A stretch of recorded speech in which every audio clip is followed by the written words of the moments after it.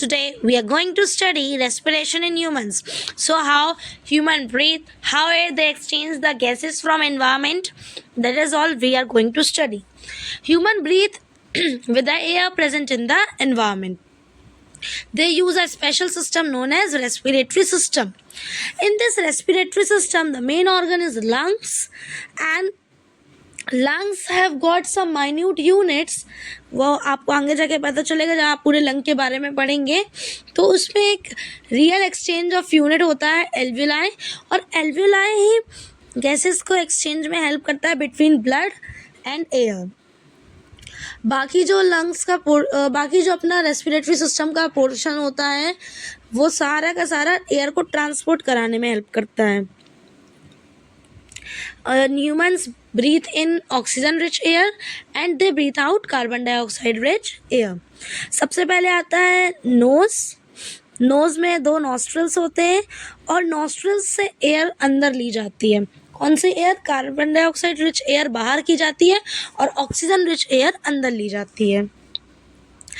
एक इनहेलेशन मतलब एक बार एयर का अंदर लेना प्लस एक एक्सहेलेशन एक बार एयर का बाहर आना एक ब्रीथ के बराबर होता है. जब हम इनहेल करते हैं तो हम ऑक्सीजन रिच एयर लेते हैं, जब हम एक्सहेल करते हैं तो कार्बन डाइऑक्साइड रिच एयर को एक्सहेल करते हैं. पहले मैं आपको पार्ट्स ऑफ रेस्पिरेटरी सिस्टम पढ़ा दूँ, फिर मैकेनिज्म ऑफ ब्रीथिंग पढ़ाऊँगी. तो नोज़ में नॉस्ट्रल होता है. नॉस्ट्रल ही बिगनिंग ऑफ हमारा सिस्टम है, ठीक है, और वही एयर को अंदर लेता है और एयर को बाहर छोड़ता है. फिर आता है नेसल कैविटी. नेसल कैविटी में म्यूकस रहता है और हेयर्स रहते हैं. ये म्यूकस और हेयर्स मिलके एयर को पूरा क्लीन करते हैं क्योंकि एयर में कुछ डस्ट पार्टिकल्स भी प्रेजेंट होते हैं. फेरिंग्स जो होता है वो माउथ और विंड पाइप के बीच में होता है, और ट्रैकिया जो होता है वो हमारा पूरा विंड पाइप को कहते हैं. ट्रैकिया कार्टिलेज से बना हुआ होता है. इसका कारण कि कार्टिलेज क्या सॉफ्ट बोन है. अगर एयर प्रेजेंट नहीं भी होगी ट्रैकिया में तो ये सॉफ्ट बोन कोलैप्स नहीं होंगी. फिर लैरिंग्स वॉइस बॉक्स होता है जो कि ट्रैकिया के ऊपर पाया जाता है. ब्रोंकाई छोटे छोटे ट्यूब्स होते हैं. हमारा जो लैरिंग्स है वो डिवाइड हो जाता है जो हमारा ट्रैकिया है वो डिवाइड हो जाता है छोटे छोटे ट्यूब्स में. मानिए ये ट्रैकिया है, ये ट्रैकिया छोटे छोटे ट्यूब्स में डिवाइड होता है जिसको बोलते हैं ब्रोंकाई. ये ब्रोंकाई फर्दर छोटे छोटे ट्यूब्स में डिवाइड होता है जिसको बोलते हैं ब्रोंक्यूल्स. हर एक ब्रोंक्यूल्स एक फ्लूइड एक बॉल लाइक और बलून लाइक एल्वियोलाई को कंटेन करता है, और ये एल्वियोलाई जो होते हैं वो गैसियस एक्सचेंज में हेल्प करते हैं. डायफ्राम क्या होता है? एक शीट होती है. सपोज ये लंग्स हैं इस तरह से, तो इस लंग्स के नीचे की तरफ पाया जाता है एक कर्व शीट मसल्स की जिनको हम डायफ्राम बोलते हैं. डायफ्राम क्या करता है? हमारे चेस्ट कैविटी को नीचे एब्डोमेन कैविटी से जहाँ पे हमारा इंटेस्टाइन वगैरह है उससे सेपरेट करता है.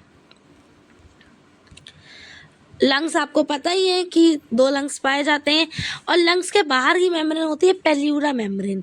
और पेल्यूरा मेम्ब्रेन और लंग्स के बीच में जो फ्लूइड भरा होता है उन्हें बोलते हैं पेल्यूरल फ्लूइड. सपोज ये आपका लंग्स है, ये लंग्स के बाहर की पेल्यूरा मेम्ब्रेन है, यहाँ पे जो फ्लूइड भरा होगा इन्हें बोलते हैं पेल्यूलर फ्लूइड. रिब केज, आप अपने चेस्ट में हाथ रखेंगे तो आपको कुछ बोन्स का स्ट्रक्चर जैसा महसूस होगा, वो होता है रिब केज. रिब केज का काम होता है लंग्स को प्रोटेक्ट करना. अगर आप एल्वियोलाई को ओपन करेंगे तो एक एल्वियोलाई 18 स्क्वायर मीटर का एरिया ओपन कराता है. रेसिडियल वॉल्यूम क्या होती है? रेसिडियल वॉल्यूम वो होती है जो बोल सकते हैं कि इंटरमीडिएट वॉल्यूम प्रेजेंट होती है लंग्स के बीच में. इनहेलेशन हो रहा है, एक्सहेलेशन हो रहा है. इस इनहेलेशन और एक्सहेलेशन के टाइम में थोड़ी सी वॉल्यूम ऑफ एयर लंग्स में रहती है, उसको कहते हैं रेसिडुअल वॉल्यूम. अब मैं मैकेनिज्म ऑफ ब्रीथिंग बढ़ाती हूँ. जैसे ही आपने ब्रीथिंग इन किया मतलब आप इनहेलेशन कर रहे हो, तो जब ब्रीथ इन या इनहेलेशन कर रहे हो तो आपका जो रिब केज है वो बाहर की तरफ आएगा, डायफ्राम नीचे की तरफ जाएगा. रिब केज बाहर की तरफ आएगा, डायफ्राम नीचे की तरफ जाएगा, ठीक है. और इससे क्या होगा कि ज़्यादा से ज़्यादा एरिया बढ़ जाएगा लंग अपने चेस्ट कैविटी में, तो जो प्रेशर होगा वो कम हो जाएगा.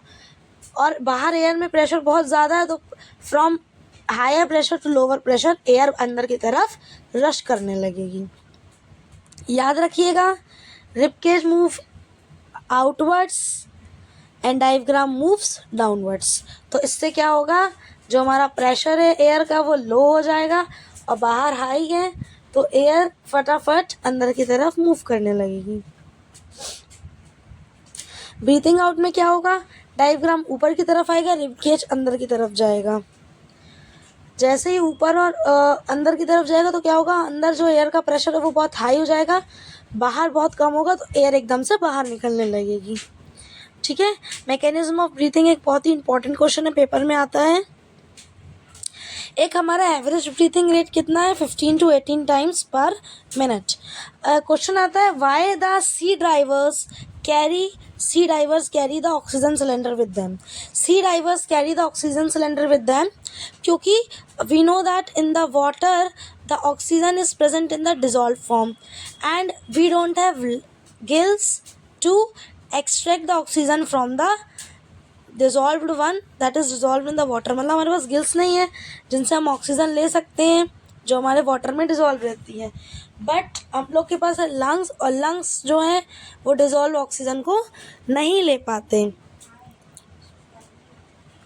इसलिए सी ड्राइवर्स को ऑक्सीजन सिलेंडर लेके जाना पड़ता है। नॉर्मल रेंज ऑफ हीमोग्लोबिन कितना होता है ह्यूमन बॉडी में, 12 to 18 ग्राम्स, और ये 12 to 18 ग्राम्स ऑफ हीमोग्लोबिन पर डेसीलीटर ऑफ ब्लड में होता है। अगर हीमोग्लोबिन की डेफिशिएंसी होगी तो बॉडी में लैक ऑफ एनर्जी फील होगा, टायर्डनेस फील होगा, ब्रीथिंग प्रॉब्लम्स होंगी। अब हमारा जो हीमोग्लोबिन है उसमें किसकी ज़्यादा एफिनिटी होती है, कार्बन मोनोऑक्साइड की।